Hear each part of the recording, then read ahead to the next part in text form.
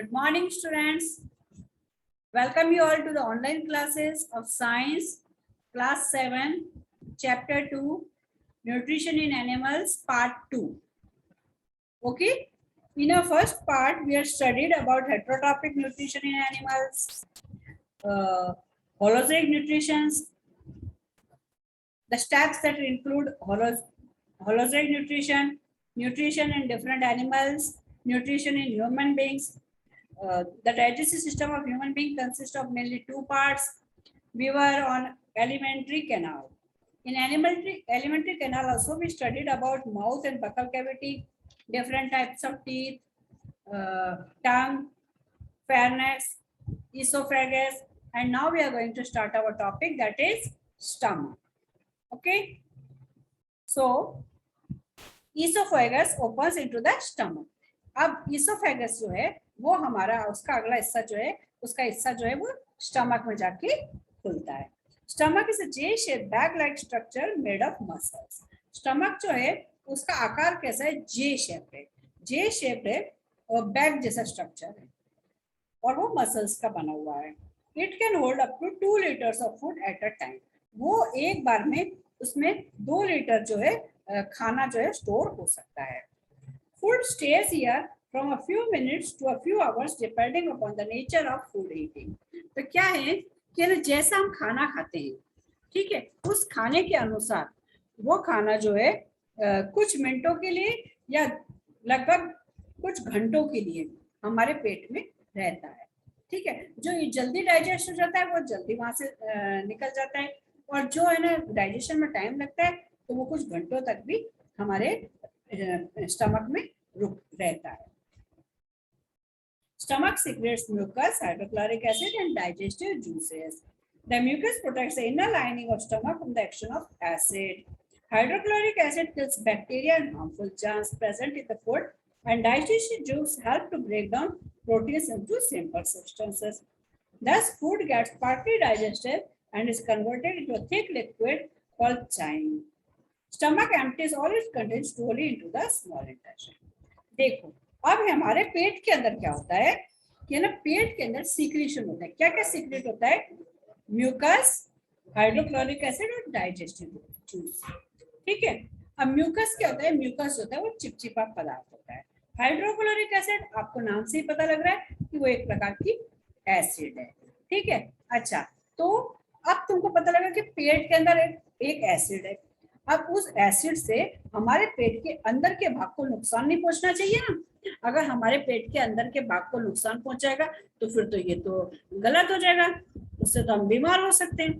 ठीक है, तो उसके लिए ये जो म्यूकस है ये पेट की म्यूकस होता है, चिपचिपा सा पदार्थ होता है जो क्या करता है कि ना पेट के अंदर की लाइनिंग जो होती है ना उसको बचाने का काम करता है. किससे?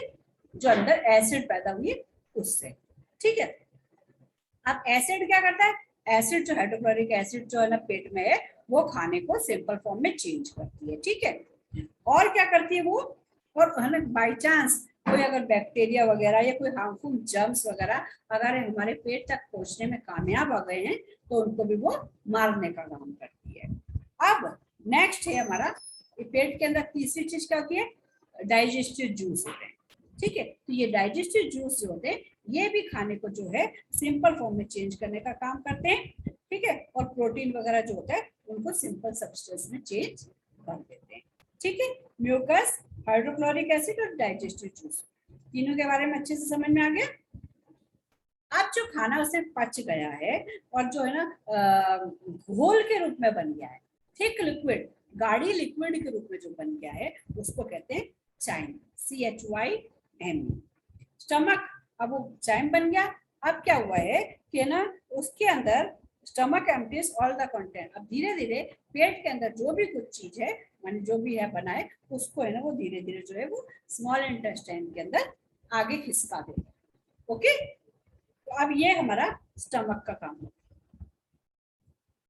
अब हम आगे चलते हैं, किस पे आते हैं? स्मॉल इंटेस्टाइन के ऊपर. ठीक है, स्मॉल इंटेस्टाइन के पेट से खाना जो है वो आप हमारा स्मॉल इंटेस्टाइन में पहुंच गया. Small intestine is the long coiled narrow tube about 7.5 meter long. Small intestine है, ये भी कॉइल्ड है, मतलब ऐसे कुंडली नुमा, ठीक है, लिपटी हुई, 7.5 मीटर लॉन्ग है। It is located below the stomach, वो पेट के नीचे स्थित है। The wall of the small intestine has thousands of tiny finger-like structures called villi. अब स्मॉल इंटेस्टाइन जो है उसके अंदर हजारों छोटे छोटे फिंगर लाइक स्ट्रक्चर होते हैं, उनको कहते हैं villi. Villi increases the surface area of small intestine and does allow the maximum absorption of digested food by intestinal wall. Villi क्या करती है, वो है ना स्मॉल इंटेस्टाइन के अंदर का जो है ना हिस्सा होता है, उसको है ना क्या करती है, बड़ा कर देती है, ठीक है, उसको बढ़ा देती है, और उससे क्या होता है कि उसके अंदर ना खूब ज्यादा ऑब्जॉर्प्शन वगैरह होने लग जाता है, ठीक है। और इंटेस्टाइन के वॉल जो होते हैं ना, वो दीवारें उसकी, माने कि स्मॉल इंटेस्टाइन की जो दीवारें हैं, उनमें ऑब्जॉर्प्शन जो है वो हो जाता है बहुत ज्यादा। द अनडाइजेस्टेड एंड अनअब्जॉर्ब्ड, अब जितना स्मॉल इंटेस्टाइन में अब्जॉर्प्शन वगैरह होना था उतना हो गया, उसके बाद अब जो अनडाइजेस्टेड, जो पचा नहीं है या जो ऑब्जर्व नहीं हुआ है, ऐसा जो भी है ना फूड जो अंदर बचा है, वो धीरे धीरे जो है वो अब इसके बाद में स्मॉल इंटेस्टाइन के बाद में लार्ज इंटेस्टाइन में पहुंच जाता है, ठीक। अब लार्ज इंटेस्टाइन में क्या, the large intestine observes water from the remaining indigestible food and transits the waste materials to rectum. अब लार्ज इंटेस्टाइन क्या करती है, पानी को भी ऑब्जर्व करती है from the remaining indigestible food, जो अभी डाइजेशन जो फूड बाकी बचा है, जो डाइजेशन पूरी तरह से नहीं हुआ है, तो उसमें से वो पानी वगैरह को जो है ऑब्जर्व कर लेती है and transmits the waste material to rectum, और जो वेस्ट मटेरियल जो होता है उसको आगे खिसका देती है रेक्टम की तरफ, ठीक है। अब इसमें आपको फिगर में आपको इसमें ये स्टमक हो गया, ये देखो, ये देखो, ये लार्ज इंटेस्टाइन देखो, स्मॉल इंटेस्टाइन देखो, ओके। अच्छा, अब इसमें क्या हुआ है, लार्ज इंटेस्टाइन ने क्या करा, पानी को तो ऑब्जर्व कर लिया, और जो अनडाइजेस्टेड फूड वगैरह जो था उसको उसने आगे रेक्टम की तरफ आगे कर दिया। Length of large intestine is shorter than the length of small intestine. देखो लंबाई तो है ना लार्ज इंटेस्टाइन की ना स्मॉल इंटेस्टाइन से कम होती है, बस उसका डायामीटर, क्या उसका डायामीटर जो होता है ना वो ज्यादा होता है। The diameter of large intestine is about 6 centimetre and length is about 1.6 centimetre 6 metre, okay. तो डायमीटर कितना होता है लार्ज इंटेस्टाइन का, वो होता है लगभग 6 सेंटीमीटर का, और उसकी लंबाई कितनी होती है 1.6 मीटर, ठीक है। अब लार्ज इंटेस्टाइन से जो अनडाइजेस्टेड फालतू वेस्ट प्रोडक्ट वगैरह था वो रेक्टम में चला गया। अब रेक्टम से क्या होता है, it is the last section of large intestine. Rectum जो है लार्ज इंटेस्टाइन का आखिरी हिस्सा होता है, which ends in the opening called anus। वो अब कहाँ जाके खुलता है, एनस में खुलता है। The rectum stores the undigested food as feces and expelled it out of the body through anus। Rectum के अंदर जो अनडाइजेस्टेड फूड जो है, जो वेस्टेज वगैरह है, वो रेक्टम में ना इकट्ठा होता है, और उसके बाद में जो होल्स होता है उससे वो हमारे शरीर से बाहर निकल जाता है, उसको हम कहते हैं एनस, ठीक है। एनस से हमारे शरीर के बाहर निकल जाता है। तो इस प्रकार से हमारा जो था ये एलिमेंट्री कैनल जो था, इसके जो है पोर्शंस जो हैं वो हमारे खत्म होते हैं, okay.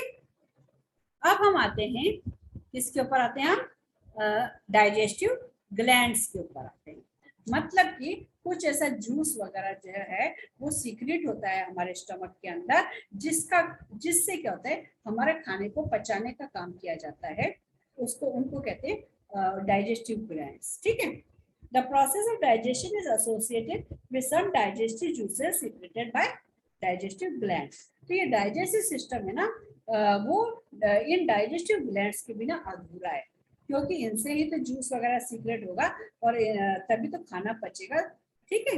This glands are salivary glands, liver and pancreas. ये ग्लैंड कौन कौन सी हैं, एक तो सलाइवरी ग्लैंड है, एक लिवर है और पैनक्रियास है। अब इनको थोड़ा डिटेल में पढ़ते हैं। तो इसमें फर्स्ट हमारा आता है salivary gland. It is located in our mouth and secretes saliva, which contains special enzymes to break down the insoluble starch of the food into soluble starch. Another function of saliva is to kill the harmful bacteria and germs present in the food. तो अब ये saliva क्या करता है? ठीक है, ये saliva क्या होती है? थूक होती है जो हमारे मुंह में होती है. ठीक है, इसके अंदर क्या होता है? कुछ एंजाइम्स वगैरह होते हैं.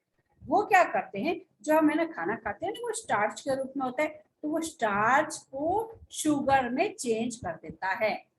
सलाइवा क्या करता है? स्टार्च वगैरह जो होता है ना, उसको शुगर वगैरह में चेंज कर देता है. घुलनशील शुगर जो कि घुल जाती है, ऐसे शुगर में चेंज कर देता है. और क्या करता है सलाइवा? कभी कभी जो कुछ बैक्टीरिया और कुछ जर्म्स वगैरह जो हैं वो हमारे मुंह में जो पहुंच जाते हैं उनको मारने का काम करता है, मार देता है, किल कर देता है. ठीक है, अब हम एक है ना लैब एक्टिविटी करेंगे. इस लैब एक्टिविटी में हम क्या देखेंगे कि क्या हमारे मुंह में जो सलाइवा था ना, उसने ना स्टार्च को सॉल्यूबल शुगर में चेंज किया कि नहीं किया.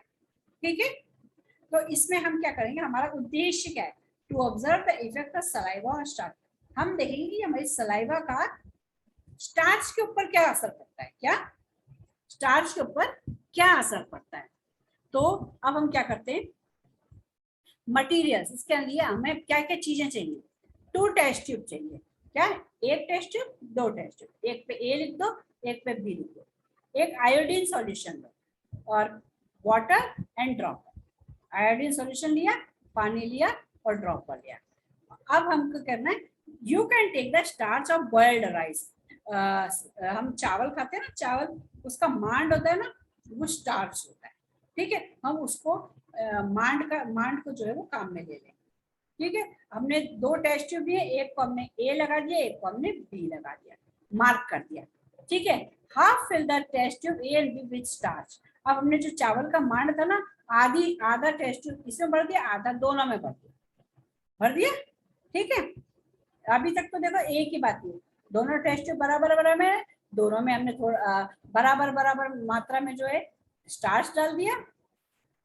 अब क्या हुआ? Put about 3 ml of saliva from your mouth into test tube B. अब जो B वाली जो है ना, उसने क्या करो, अपने मुंह में से 3 ml सलाइवा थूक इसमें डाल दिया. एक में क्या करना है, हमने अपनी थूक डाल देनी है. थूक डाल दी हमने, और है ना इसमें ना क्या पड़ा हुआ है, स्टार्च और थूक मिल गई, उसको अच्छे तरह से हिला दिया.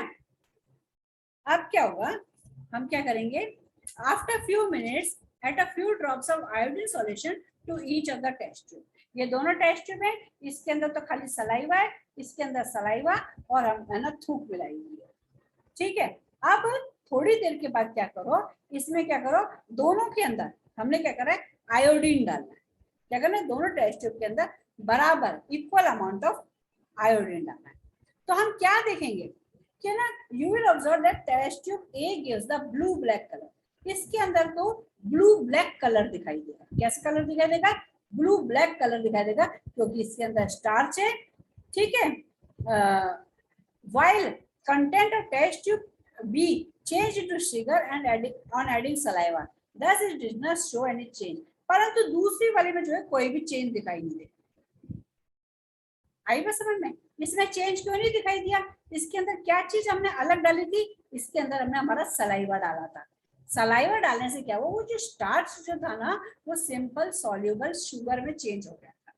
ठीक है, इसलिए इसका कलर चेंज नहीं हुआ. और इसमें जो है स्टार्च के अंदर जब हम क्या करते हैं, आयोडीन सॉल्यूशन डालते हैं ना, तो उसका कलर क्या हो जाता है, चेंज हो जाता है. क्या हो जाता है? उसका कलर चेंज हो जाता है. ठीक है, अब आपको बात समझ में आ गई अच्छे से? जब स्टार्च के अंदर हम आयोडीन मिलाते हैं तो उसका कलर ब्लू ब्लैक कलर हो जाता है, मगर इधर वाला जो स्टार्च जो था उसके अंदर थूक मिली हुई थी, इसलिए वो ब्लू ब्लैक कलर जो है नहीं हुआ, क्योंकि जो स्टार्च था वो सॉल्यूबल शुगर में जो था वो चेंज हो गया. ठीक है, इसका मतलब है कि ना हमारी थूक जो है ये काम करती है. क्या करती है? स्टार्च को सॉल्यूबल शुगर में चेंज करने का काम करती है. चलिए अब हम आगे आते हैं. हमारा नेक्स्ट क्या है, ये इस पे लीवर आता है, ठीक है। नेक्स्ट टॉपिक हमारा आता है लीवर। तो लीवर इज अ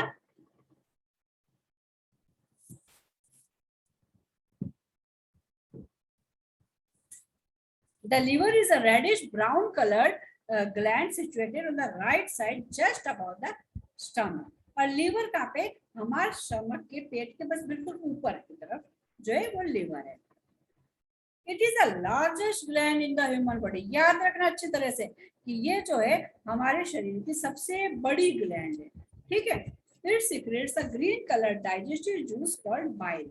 ये क्या करती है, एक प्रकार का जूस निकालती है, एक प्रकार का रस निकलता है इसके अंदर से हरे रंग का, जिसको कि हम क्या कहते हैं, बाइल कहते हैं, ठीक है।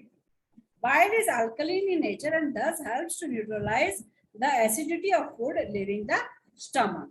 अब ये बाइल क्या करती है, जो ये खाना वगैरह जो होता है ना, इसके अंदर क्या होता है कि ना, आपको पता है हमारा स्टमक जो है वो एसिडिटी सीक्रेट करता है, हाइड्रोक्लोरिक एसिड सीक्रेट करता है। तो खाना वगैरह जो उसमें मिलता है करता है, ठीक है, उसको सिंपल फॉर्म में चेंज करता है। तो जब खाना जो है पेट से आगे जाता है, तो ये इसमें से जो ग्रीन कलर का जूस निकलता है ना, वो इस एसिड के असर को न्यूट्रलाइज कर देता है, खत्म कर देता है।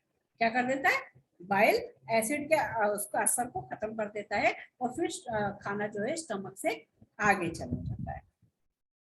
It also helps in the break down of fats. ये क्या करता है, फैट होता है चर्बी वगैरह, उसको भी गलाने का काम करता है, ठीक है। Bile is temporarily stored into a hollow pear-shaped organ called gallbladder attached to the liver. तो बाइल जो होती है ना, बाइल जूस होता है वो टेम्पररी, क्या टेम्पररी, वो एक है ना पियर शेप्ड है ना, एक स्ट्रक्चर होता है, उसको कहते हैं गॉल ब्लैडर। उसके अंदर वो स्टोर हुआ रहता है लीवर के अंदर, ठीक है, जो कि लीवर से चिपका हुआ होता है। एक गोल सी थैलीनुमा से रचना सी होती है, उसके अंदर जो होता है वो बाइल जो है वो स्टोर हुआ रहता है, ठीक है। उसके अंदर से वो धीरे धीरे से थोड़ा थोड़ा से निकल के पेट के अंदर जाता रहता है, और उसमें खाने का जो है आगे जो एसिडिटी जो है उससे वो न्यूट्रलाइज हो जाती है, ठीक है। अब हम आगे जाते हैं पेनक्रियास के। It is a leave shaped gland present below the stomach. इसका आकार क्या है, पत्ती जैसा होता है, और ये स्टमक के पेट के नीचे की तरफ होता है, ठीक है। इसमें से पेनक्रियाटिक जूस वगैरह जो है वो निकलता है। That acts on carbohydrate and protein. ये कार्बोहाइड्रेट और प्रोटीन के ऊपर असर करता है, चेंज, और उनको क्या करता है, सिंपल फॉर्म में चेंज कर देता है, ठीक है। ये तो हो गए हमारे डाइजेस्टिव ग्लैंड्स के बारे में, ठीक है। अब हम आते हैं taking care of our digestive system. हमें अपने डाइजेस्टिव सिस्टम का कैसे ध्यान रखना चाहिए, कैसे केयर करना चाहिए। Our digestive system plays an important role in our health. हमारा डाइजेस्टिव सिस्टम जो है एक बहुत ही मुख्य, बहुत ही इम्पोर्टेंट काम जो है करता है हमारे शरीर के लिए। If our digestion is not proper, we can suffer from the problems like acidity, bloating and constipation. अगर हमारा डाइजेस्टिव सिस्टम ठीक नहीं है तो हमें अलग अलग प्रकार की बीमारियां हो सकती है, जैसे हमारे पेट में एसिडिटी बढ़ सकती है, ब्लोटिंग हो सकती है, कॉन्स्टिपेशन हो सकता है, कभी कभी तो हमें लूज मोशन लग जाते हैं, कभी कभी जो है हमें ना माने कि हमारे जो है ना शरीर से वेस्ट प्रोडक्ट जो है वो बाहर नहीं निकल पाते, और कभी कभी तो ना हमें यानी लूज मोशन हो गया, उसका उल्टा दूसरा हो गया कि हमारे शरीर से जो है वेस्ट प्रोडक्ट बाहर नहीं निकल पाना, तो इसमें प्रॉब्लम हो जाती है। We can keep our digestion proper by keeping following things in mind. हम है ना, हम ये निम्न बातें जो है इनको ध्यान रखेंगे तो हमारा डाइजेस्टिव सिस्टम जो है वो ठीक रहेगा। Chew each mouthful of food at least 20 times before swallowing. निगलने से पहले जो भी हम खाना खाते हैं उसको कम से कम 20 बार अच्छी तरह से चबाना चाहिए। Do not drink water while eating food. Drink water after 45 minutes of your meal. खाना खाते समय पानी बिल्कुल ना पियो। खाना खाने के 45 मिनट्स के बाद में आपको पानी पीना है। Add sufficient roughage to in your diet. Salad, whole grains, fruits are good source of roughage. अब रूहेज मतलब होता है फाइबर वगैरह जो होता है ना, रेशेदार जो सब्जियां, फल, ऐसी चीजों को हमें ज्यादा खाना चाहिए, ठीक है। सैलेड हो गया, और साबुत जो है अनाज वगैरह जो है वो खाना चाहिए, फ्रूट्स वगैरह में खाना चाहिए। Sit down with your shoulder back so that your stomach gets in a space which is under your rib cage. It helps in the better digestion. और अपना ऐसे करके ऊंचे करके थोड़ा शोल्डर को ऊपर करके रखो ऐसे करके, ताकि हमारे पेट के ऊपर उसका ज्यादा वजन ना पड़े और हमारे पेट को जो है डाइजेशन जो है वो आसानी से कर पाए। ठीक है, उसका डाइजेशन जो है उसको पेट को ज्यादा जगह मिलती है और वो अच्छी तरह से डाइजेशन कर पाता है। अब नेक्स्ट हम आते हैं nutrition in grass eating animals. अब जो घास खाने वाले जानवर हैं उनके अंदर न्यूट्रिशन जो है वो कैसे होता है। Animals like cow, sheep, goat, horse and buffalo are grass eating animals. It is very common to see them chewing continuously even when they are not eating. अब क्या है कि कई बार जो जानवर वगैरह होते हैं, गाय, भैंस, बकरी वगैरह जो होते हैं, ये जो है घास खाने वाले जानवर होते हैं, पेड़ पौधे पेड़ पौधे खाने वाले जानवर होते हैं। तो कभी कभी हमने कई बार इनको देखा है कि जब ये लोग है ना कुछ खा रहे नहीं होते ना, तो भी ये बैठे बैठे मुंह चलाते रहते हैं, जुगाली करते रहते हैं। ठीक है, उसको क्या बोलते हैं, जुगाली करते रहते हैं, मुंह में पता नहीं क्या चबाते रहते हैं। तो इनमें क्या होता है, देखो आगे देखो, grass is rich in cellulose. Most animals and human beings can not digest cellulose. घास वगैरह जो होती है उसमें ना बहुत ज्यादा रेशे होते हैं, फाइबर होती है। ठीक है, तो कई जानवर और ह्यूमन बीइंग्स वगैरह इसको डाइजेस्ट नहीं कर पाते. Even grass eating animals can not digest it in one go. यहाँ तक कि जो घास खाने वाले जो जानवर होते हैं वो भी है ना एक बार में उसको है ना नहीं पचा पाते. क्या एक बार जैसे उन्होंने खाया, चबाया करा, पेट अंदर गया तो पचता नहीं है. तो फिर क्या होता है, in fact they swallow half chewed grass quickly and store it in a part of the stomach called rumen. The partly digested food stored here is called cud. When these animals are not eating, the cud returns to the mouth in the small lungs and truly chewed by the animals. This process is called rumination and these animals are called ruminants. अब क्या होता है कि ये जो गाय, भैंस, बकरी वगैरह जो ये लोग क्या करते हैं, ये है ना जब है ना फाइबर्स वगैरह को खा लेते हैं तो वो फाइबर ना इनको खाते उस टाइम पे खाते टाइम इनको आधा अधूरा चबा के अंदर ले लेते हैं. ठीक है, फिर जब वो है ना आराम से कभी कहीं बैठे होते हैं तो उस टाइम बैठते उस टाइम पे वो जो अंदर गया हुआ है ना, ये जो आधा खाना चबाया हुआ जो अंदर शरीर में जब गया है ना, वो किस जगह पे जाता है, वो पेट में रूमेन नाम की एक जगह पे जाता है. ठीक है, और ये जो आधा पचा हुआ खाना अंदर गया है उसको बोलते हैं कड. ठीक है, ये ध्यान रखो. तो जब वो फालतू बैठे रहते हैं तो वो कड जो है वो बाहर वापस उनके मुंह में आता है, फिर वो उसको अच्छी तरह से दोबारा से चबाते हैं और तब जाके फिर उसको अंदर लेते हैं, तब वो जाके पूरी तरह से डाइजेशन उसका होता है. तो इस प्रोसेस को क्या कहते हैं, रूमिनेशन. और ऐसे जानवरों को जो इस प्रकार से करते हैं उनको कहते हैं रूमिनेंट्स. ठीक है, अब हम है ना डाइजेशन इन रूमिनेंट्स के बारे में. ठीक है, अब कि भाई इसके अंदर होता क्या है. अभी तो हमने पता लगा लिया कि भाई ऐसे होता है, एक बार अंदर गया, वापस मुंह में आया, फिर वापस से चबाया, फिर वापस अंदर गया. असल में अंदर होता क्या है, इनके अंदर से बनावट कैसे होती है, क्या इसके अंदर से जो है ये बनावट कैसी होती है, जो चक्कर क्या है. तो अब देखो, स्टोमक और रूमिनेंट्स डिवाइडेड इनटू 4 चैम्बर्स. आप फिगर में देख सकते हो. तो उनका जो रूमिनेंट्स का जो पेट होता है ना, वो क्या होता है, 4 भागों में बटा हुआ होता है. कौन कौन से चैम्बर, एक तो रूमेन, ये देखो ऊपर की तरफ निशान लगाए ना. अब रेटिकुलम, ठीक है, रेटिकुलम दिख रहा है, रूमेन यहाँ पे दिख रहा है, रूमेन, ये reticulum, omasum and अबोमसम.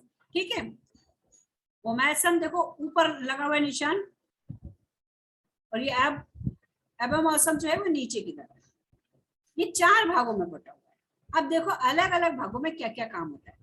The cellulose present in half-chewed grass, which is stored in rumen, is broken down by the action of bacteria and protozoa present in rumen.